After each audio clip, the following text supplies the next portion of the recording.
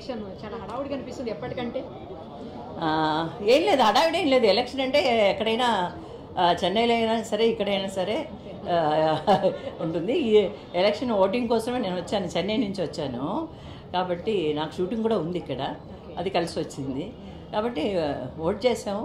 ఎవరు గెలిచినా మాకు సంతోషమే, అంతా మా సభ్యులు, మా ఆర్టిస్టులు, మా కళాకారులు కాబట్టి ఏ లోటుపాట్లు ఉన్నా కూడా వాళ్ళే చూసుకొని గెలిచిన వాళ్ళు ప్రతి ఒక్కరూ వాళ్ళ వాళ్ళ బాధ్యత తెలుసుకొని ఆర్టిస్టులకి ఎటువంటి లోటుపాట్లు లేకుండా ఏ లోటుపాట్లు ఉన్నాయో దేనికైతే వాళ్ళు ఫైట్ చేస్తున్నారో దాన్ని తెలుసుకొని తప్పకుండా చక్కగా అందరికీ ఆర్టిస్టులందరికీ నేను అందరికీ చెప్పేది ఒకటే, చాలా సెన్సిటివ్ పర్సన్స్ ఆర్టిస్టులు అంటే కాబట్టి వాళ్ళకు తెలుసు బాగోగులు కష్టాలు తెలుసు, తోటి కళాకారుల యొక్క బాగోగులు కష్ట సుఖాలు తెలుసు కాబట్టి తెలుసుకొని వాళ్ళందరికీ సహాయం చేయాలని కోరుకుంటున్నాను. All the best.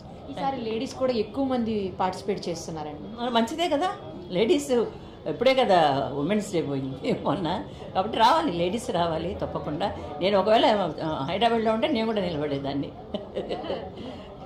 Okay, thank you very much. Thank you. నాకు